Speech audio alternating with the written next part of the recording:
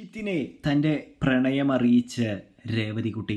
അങ്ങനെ പ്രിയ പ്രേക്ഷകരെ, പ്രിയ കൂട്ടുകാരെ, നമുക്ക് കാണാനായിട്ട് മഴതോരും മുംബൈയിൽ സാധിക്കുന്നത് വേറെ ഒന്നുമല്ല, നമ്മുടെ രോഹിത്തിനെയും ബാക്കിയുള്ളവരെയും കൊണ്ട് അലീന കടപ്പാട്ടൂർ വീട്ടിലേക്ക് മടങ്ങാനായിട്ടുള്ള തീരുമാനമെടുക്കുന്നുണ്ട്. ഇതേ സമയമാണെങ്കിൽ അവർക്കതെല്ലാം വളരെയധികം വേദനയും നൽകുന്നുണ്ട് എന്ന് കാണാനായിട്ട് കഴിയും. ഇതേ സമയം അതെല്ലാം കൂടുതലും എഫക്റ്റ് ചെയ്യുന്നത് നമ്മുടെ രേവതിക്കുട്ടിയെയാണെന്നും കാണാനായിട്ട് സാധിക്കും. രേവതിക്കുട്ടിയാണെങ്കിൽ വളരെയധികം സങ്കടപ്പെടുന്നുണ്ട്. രേവതിക്കുട്ടിക്കാണെങ്കിൽ കിടന്നിട്ടൊന്നും ഉറക്കം വരുന്നില്ല, രോഹിത്തിൻ്റെ കാര്യങ്ങളൊക്കെ ആലോചിച്ചിട്ടോ. രേവതിക്കുട്ടി രോഹിത്തിനെ കുറിച്ച് അലീനയോട് കൂടുതൽ ചോദിച്ച് മനസ്സിലാക്കുന്നുണ്ട് എന്ന് കാണാനായിട്ട് സാധിക്കും. അങ്ങനെ അതാ വൈജയോട് എത്ര പറഞ്ഞിട്ടും മനസ്സിലാകില്ല എന്ന് ഗംഗേട്ടന് മനസ്സിലാകുന്നതോടുകൂടി തന്നെ അവളുടെ ജീവിതം നശിച്ചു പോവുകയാണെങ്കിൽ അതിനുത്തരവാദി അവൾ തന്നെയാണെന്ന് വിചാരിച്ചോളാൻ പറഞ്ഞുകൊണ്ട് ഗംഗേട്ടൻ അങ്ങോട്ട് മാറി നിൽക്കുകയാണ്. ഇവിടെ പിറ്റേ ദിവസം ആയിരിക്കുകയാണ്. അങ്ങനെ നമ്മുടെ അലീനയാണെങ്കിൽ തൻ്റെ കൂടെയുള്ള തൻ്റെ സഹോദരങ്ങളെയും കൂട്ടി തിരികെ എറണാകുളത്ത് നിന്ന് തിരികെ കോട്ടയത്തേക്ക് പാലായിലേക്ക് വരാനായിട്ട് ഒരുങ്ങുകയാണ്. ഇതിനിടയിൽ രേവതിക്കുട്ടിയുടെ ചെറിയ കുസൃതി കാണാനായിട്ട് സാധിക്കുന്നുണ്ട്. അതായത് നമ്മുടെ കാറിൻ്റെ താക്കോലൂരി രേവതിക്കുട്ടിയുടെ കയ്യിൽ പിടിക്കുന്നൊരു ചിത്രം, ഒരു കാഴ്ച നമുക്ക് കാണാനായിട്ട് സാധിക്കും. ഇതിനിടയിലാണെങ്കിൽ നമ്മുടെ മാമച്ചായനാണെങ്കിൽ പറയുന്നുണ്ട്, ഞങ്ങൾ ഇതുവരെ ഒറ്റപ്പെട്ട് അനാഥരാണ്, ആരുമില്ല എന്ന് വിചാരിച്ചാണ് ഇവിടെ കഴിഞ്ഞത്. പക്ഷേ നിങ്ങൾ വന്നപ്പോൾ വളരെയധികം സന്തോഷവും ഒക്കെ ഞങ്ങൾക്ക് ഉണ്ടായിരുന്നു എന്ന് പറയുന്നു. ഇനിയും സമയം കിട്ടുമ്പോൾ മക്കളെ നിങ്ങൾ തിരിച്ചു വരണം. ഞങ്ങൾ അനാഥരല്ല, ഞങ്ങൾക്ക് നിങ്ങളൊക്കെയുണ്ട്, ഞങ്ങൾ ആരുമില്ലാത്തവരല്ല, നിങ്ങൾ എന്നും ഞങ്ങളുടെ കൂടെ വേണം എന്നൊക്കെ മാമച്ചനും ഗ്രേസിയും പറയുമ്പോൾ അതൊന്നോർത്ത് പേടിക്കേണ്ട അങ്കിളെ, എന്നും ഞങ്ങൾ അങ്കിളുടെ കൂടെ ഉണ്ടാകുമെന്ന് പറയുന്നു. ഇതേ സമയം മാമച്ചനും ഗ്രേസിയും പറയുന്നുണ്ട്, ഇനിയൊരു വരവ് ഞങ്ങൾ അങ്ങോട്ട് പാലായിലേക്ക് വരുമ്പോൾ അലീനയെ അവിടെ കാണാനായിട്ട് സാധിക്കുമോ എന്ന് ചോദിക്കുന്നത് കാണാൻ കഴിയും. ഇതേ സമയമാണെങ്കിൽ നമ്മുടെ അലീനയാണെങ്കിൽ ആ ചോദ്യത്തിൽ ഇങ്ങനെ വിറങ്ങലിച്ച് നിൽക്കുമ്പോൾ, ചേച്ചിയാണ് അങ്ങളെ തീരുമാനമെടുത്തത് പോകാനായിട്ട്. ഞങ്ങളാരും ചേച്ചിയോട് പോകാനായിട്ട് ഇതുവരെ പറഞ്ഞിട്ടില്ല. ചേച്ചി നിൽക്കുന്നത് തന്നെയാണ് ഞങ്ങൾക്ക് ഇഷ്ടവും സ്നേഹവും. പക്ഷേ ചേച്ചി പോകാൻ തീരുമാനിച്ചതിൽ ഞങ്ങൾക്ക് അതിയായ വിഷമവും സങ്കടവുമുണ്ട്. പക്ഷേ ചേച്ചിയുടെ തീരുമാനത്തെ ബഹുമാനിക്കുക, അനുസരിക്കുകയല്ലാതെ വേറെ ഒന്നുമില്ല. പലതവണ പറഞ്ഞു നോക്കി, പക്ഷേ ചേച്ചി കേൾക്കാനായിട്ട് കൂട്ടാക്കിയില്ല എന്ന് പറയുമ്പോൾ മാമച്ചനും അത് വലിയൊരു സങ്കടമാകുന്നുണ്ട്. അപ്പോൾ മാമച്ചൻ തിരിച്ചറിയുന്നുണ്ട് അവർക്ക് അലീനയെ ജീവനാണെന്ന്. അത് മാമച്ചൻ അലീനയെ മാറ്റി നിർത്തി സംസാരിക്കുന്നുണ്ട്. മോളെ, വേറൊരു സ്ഥലത്തേക്ക് പോകണോ? ആ പിള്ളേർക്ക് നിന്നെ വളരെ ഇഷ്ടമാണ്, സ്നേഹമാണ്, അപ്പോൾ അവരുടെ കൂടെ തന്നെ നിന്നാൽ പോരെ എന്ന് ചോദിക്കുന്നു. അത് കേട്ട അലീന പറയുന്നുണ്ട്, അങ്കളെ, ഞാൻ അവരുടെ കൂടെ നിന്ന് കഴിഞ്ഞാൽ അവർക്ക് അവരുടെ അമ്മയെ എന്നേക്കുമായി നഷ്ടമാവും. എൻ്റെ അമ്മ ഒരിക്കലും വീട്ടിലേക്ക് തിരികെ വരികയുമില്ല, ഞാൻ പോയേ മതിയാവുകയുള്ളൂ എന്ന് പറയുന്നു.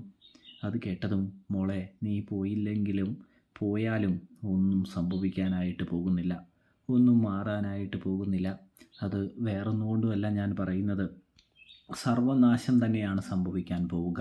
നീ പോയി കഴിയുമ്പോൾ നിൻ്റെ അച്ഛനില്ലേ ഇപ്പോഴത്തെ ബാലചന്ദ്രൻ എന്തായാലും വൈജയുമായിട്ട് ഒരുമിച്ച് പോകാനൊന്നും പോകുന്നില്ല. ബാലചന്ദ്രൻ നിന്നോട് പറഞ്ഞ മാതിരി തന്നെ സത്യം തീർച്ചയായിട്ടും തുറന്നു പറയുക തന്നെ ചെയ്യും. അപ്പോൾ അവിടെ വലിയ പ്രശ്നവും പൊട്ടിത്തെറിയും കാര്യങ്ങളൊക്കെ ഉണ്ടാകും. വീണ്ടും വൈജയന്തിക്ക് നീ ഇപ്പോൾ താമസിക്കുന്ന നിൻ്റെ കടപ്പാട്ടൂർ വീട് വിട്ട് അവളുടെ വീടായ കൊല്ലപ്പള്ളിയിലേക്ക് പോകേണ്ടി വരും. ചിലപ്പോൾ സത്യമറിഞ്ഞ് അവൾ നിന്നെ തേടി വന്നുകൂടായുകയുമില്ല. അതുകൊണ്ട് പോകുന്നതിനെക്കുറിച്ചൊന്ന് ആലോചിക്കുന്നതാണ് നല്ലത് എന്ന് പറയുന്നത് കാണാൻ സാധിക്കുമ്പോൾ, അങ്കളെ, ഈ തീരുമാനത്തിൽ ഇനി വലിയ മാറ്റമൊന്നും ഞാൻ വരുത്താനായിട്ട് ആഗ്രഹിക്കുന്നില്ല എന്ന് പറയുന്നത് കാണാനായിട്ട് സാധിക്കുമ്പോൾ, ഞാൻ പറഞ്ഞു നിൻ്റെ ഇഷ്ടമാതിരി ചെയ്. ആ പിള്ളേർക്ക് നീ പോകുന്നതിൽ നല്ല സങ്കടമുണ്ട്, വിഷമമുണ്ട്. പിന്നെ രേവതിക്കുട്ടിക്ക് ഉണ്ടല്ലോ, ഇത്രയും സുരക്ഷിതമായ സ്ഥലത്ത് നിന്നല്ലേ നീ വേറെ സ്ഥലത്തേക്ക് പോകുന്നത്, അതിൻ്റെ ഒരു വിഷമം അവൾക്കുണ്ട്, ഞങ്ങൾക്കുമുണ്ട് എന്ന് പറയുന്നു. അങ്ങനെ നിങ്ങളെ കാണണമെന്ന് തോന്നുമ്പോൾ തീർച്ചയായിട്ടും ഞാൻ വരും, അതോർത്തൊന്നും അങ്ങൾ പേടിക്കേണ്ട.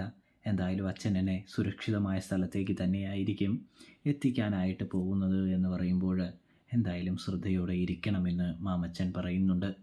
ഇതിനിടയിൽ പോകാനായിട്ട് കാറിൻ്റെ താക്കോല് തപ്പുമ്പോൾ നമ്മുടെ രോഹിത്തിൻ്റെ കയ്യിൽ കാറിൻ്റെ താക്കോല് കാണുന്നില്ല.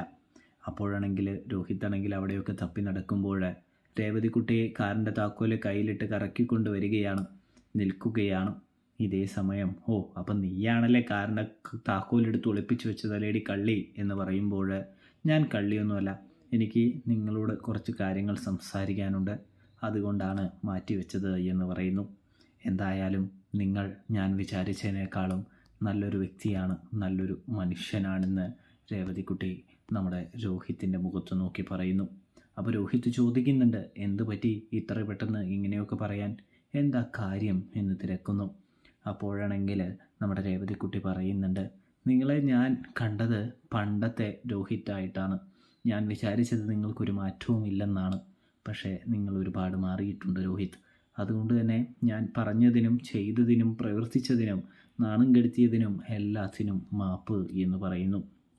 അത് കേട്ടതും നമ്മുടെ രോഹിത്ത് പറയുന്നുണ്ട്, മാപ്പ് ചോദിക്കേണ്ട ആവശ്യമൊന്നുമില്ല, തെറ്റ് ചെയ്തത് ഞാനാണ്. ഞാൻ ഒരുപാട് തെറ്റും കാര്യങ്ങളൊക്കെ ചെയ്തിട്ടുണ്ട്. അലീന ചേച്ചി എന്നെ ജീവിതത്തിലേക്ക് തിരികെ കൊണ്ടുവന്നില്ലായിരുന്നുവെങ്കിൽ തീർച്ചയായിട്ടും ഞാൻ തകർന്നു പോയേനെ എന്ന് പറയുന്നു. അത് കേട്ട രേവതിക്കുട്ടിക്കാണെങ്കിൽ വളരെയധികം സന്തോഷമാകുന്നുണ്ട്. ചേച്ചി അങ്ങനെയാണ്, ചേച്ചിക്ക് ആരും വേദനിക്കുന്നത് ഇഷ്ടമല്ല, ആരെയും വേദനിപ്പിക്കുന്നത് ഇഷ്ടമല്ല.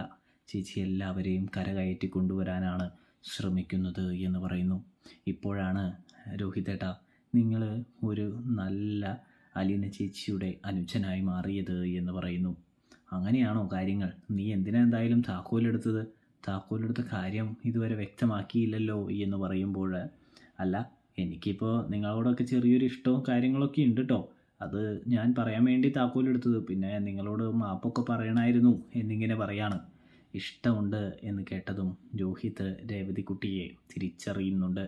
രേവതിക്കുട്ടിയുടെ മനസ്സിൽ താൻ സ്ഥാനം പിടിച്ചു എന്ന് തിരിച്ചറിയുന്ന രോഹിത്താണെങ്കിൽ രേവതിക്കുട്ടിയോട് പറയുന്നുണ്ട്, അതോർത്തൊന്നും നീ ടെൻഷൻ അടിക്കേണ്ട, എല്ലാം നമുക്ക് പതിയെ ശരിയാക്കാം എന്ന് പറയുന്നത് കാണാനായിട്ട് സാധിക്കും.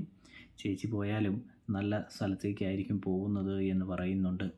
അപ്പോഴാണ് രേവതിക്കുട്ടി രോഹിത്തിനെ ഞെട്ടിച്ചുകൊണ്ട് ആ കാര്യം പറയുന്നത് എന്ന് കാണാൻ സാധിക്കുന്നുണ്ട്. കാര്യം എന്താണെന്ന് നമുക്ക് പിന്നീട് അടുത്ത റിവ്യൂവിലായിട്ട് പറയാട്ടോ.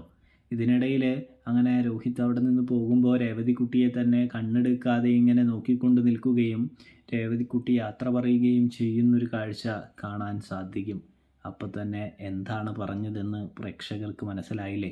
അപ്പോൾ റിവ്യൂ ഇഷ്ടപ്പെട്ടാൽ സബ്സ്ക്രൈബ് ചെയ്യണേ കൂട്ടുകാർ.